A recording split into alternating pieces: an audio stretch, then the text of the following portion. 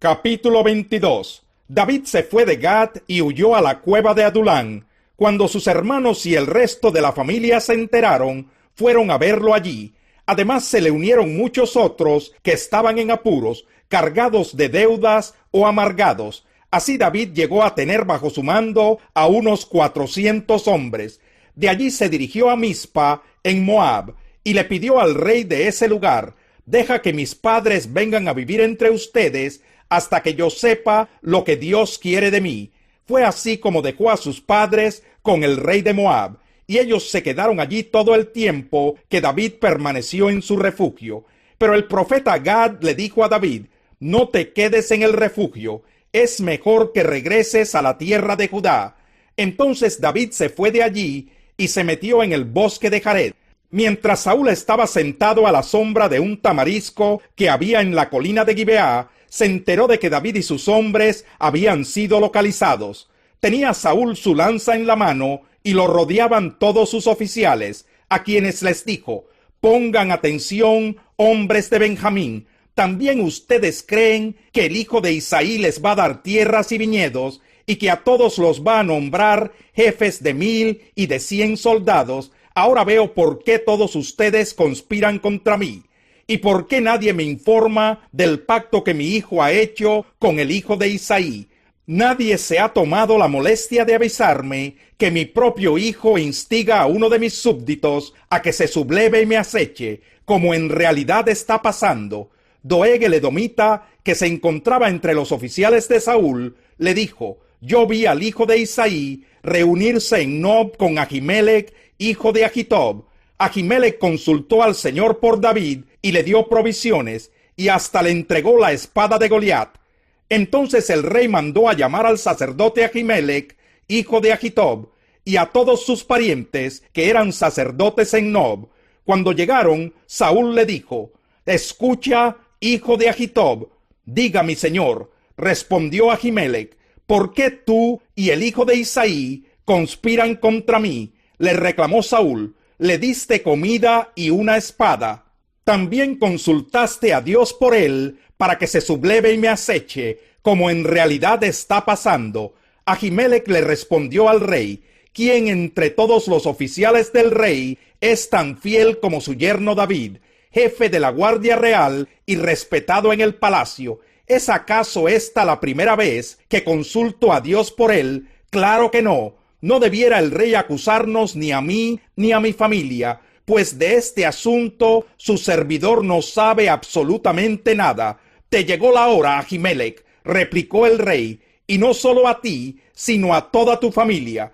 De inmediato el rey ordenó a los guardias que lo acompañaban: maten a los sacerdotes del Señor, que ellos también se han puesto de parte de David. Sabían que estaba huyendo y sin embargo no me lo dijeron. Pero los oficiales del rey no se atrevieron a levantar la mano en contra de los sacerdotes del Señor. Así que el rey le ordenó a Doeg: pues mátalos tú. Entonces Doeg el edomita se lanzó contra ellos y los mató. Aquel día mató a 85 hombres que tenían puesto el efod de lino. Luego fue a Nob, el pueblo de los sacerdotes, y mató a filo de espada a hombres y mujeres, a niños y recién nacidos, y hasta a los bueyes, asnos y ovejas. Sin embargo, un hijo de Ahimelech, llamado Abiatar, logró escapar y huyó hasta encontrarse con David. Cuando le informó que Saúl había matado a los sacerdotes del Señor, David le respondió: ya desde aquel día, cuando vi a Doeg en Nob, sabía yo que él le avisaría a Saúl: yo tengo la culpa de que hayan muerto todos tus parientes, pero no tengas miedo, quédate conmigo, que aquí estarás a salvo. Quien quiera matarte, tendrá que matarme a mí. Capítulo 23. Los filisteos atacaron la ciudad de Keilah y saquearon los graneros. Cuando David se enteró de lo sucedido, consultó al Señor: ¿debo ir a luchar contra los filisteos? Ve, respondió el Señor, lucha contra los filisteos y libera a Keilah. Pero los soldados le dijeron a David: si aún aquí en Judá vivimos con miedo, cuánto más si vamos a Keilah para atacar al ejército filisteo. David volvió a consultar al Señor Y él le respondió: ponte en camino y ve a Keilá, que voy a entregar en tus manos a los filisteos. Así que David y sus hombres fueron allá y lucharon contra los filisteos, derrotándolos por completo. David se apoderó de los ganados de los filisteos y rescató a los habitantes de la ciudad. Ahora bien, cuando Abiatar, hijo de Ahimelech, huyó a Keilá para refugiarse con David, se llevó consigo el efod. Cuando le contaron a Saúl que David había ido a Keilá, exclamó: Dios me lo ha entregado. David se ha metido en una ciudad con puertas y cerrojos y no tiene escapatoria.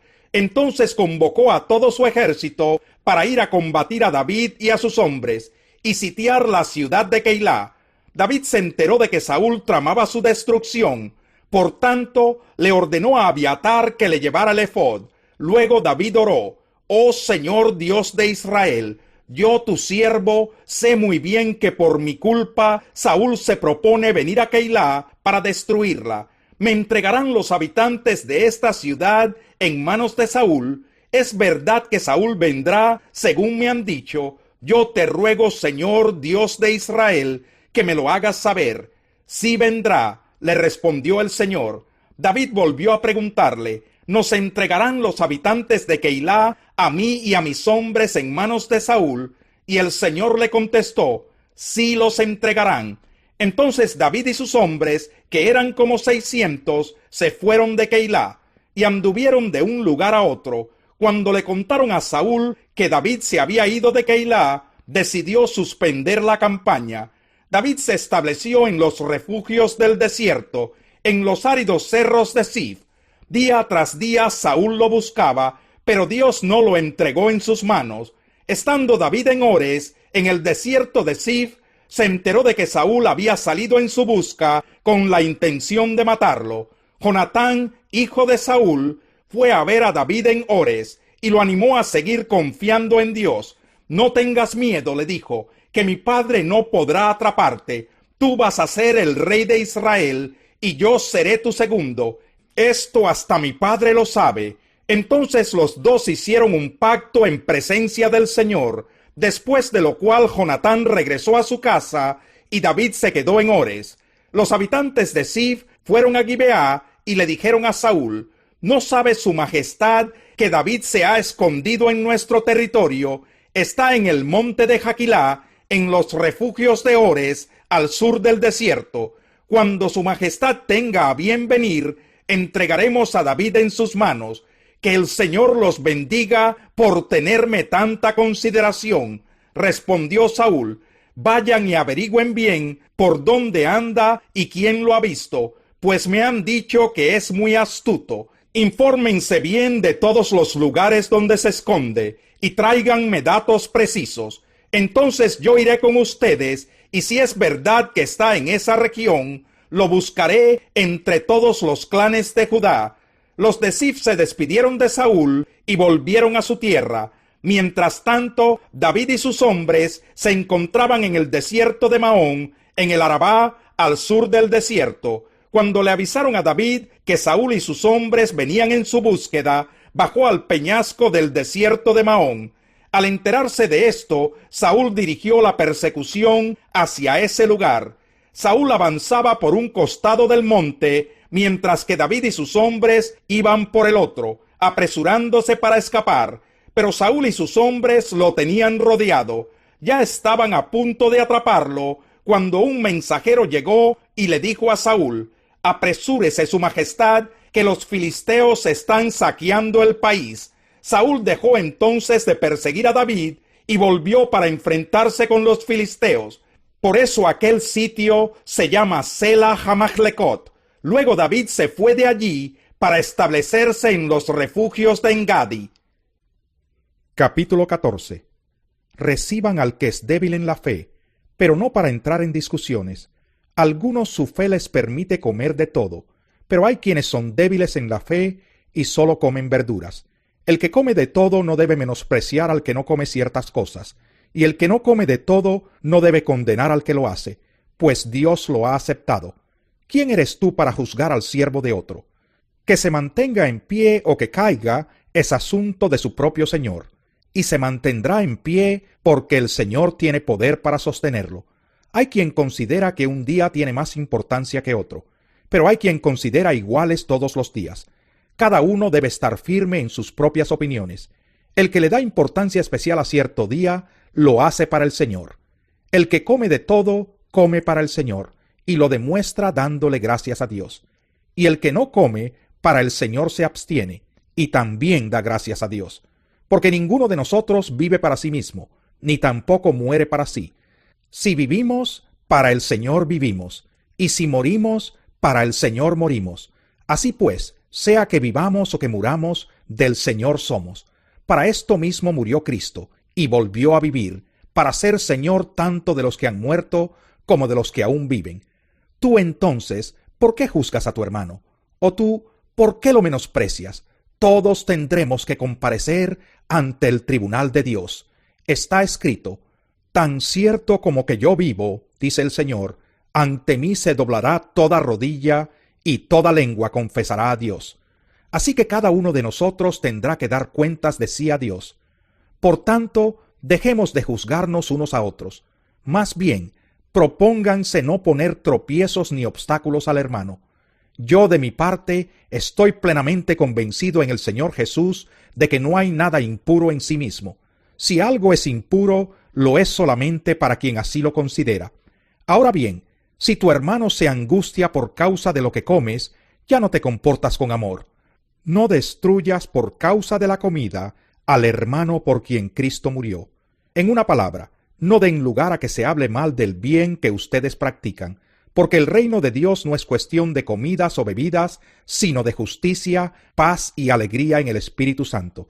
El que de esta manera sirve a Cristo, agrada a Dios y es aprobado por sus semejantes. Por lo tanto, esforcémonos por promover todo lo que conduzca a la paz y a la mutua edificación. No destruyas la obra de Dios por causa de la comida. Todo alimento es puro. Lo malo es hacer tropezar a otros por lo que uno come. Más vale no comer carne, ni beber vino, ni hacer nada que haga caer a tu hermano. Así que la convicción que tengas tú al respecto, manténla como algo entre Dios y tú. Dichoso aquel a quien su conciencia no lo acusa por lo que hace.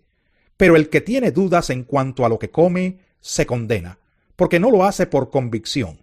Y todo lo que no se hace por convicción es pecado.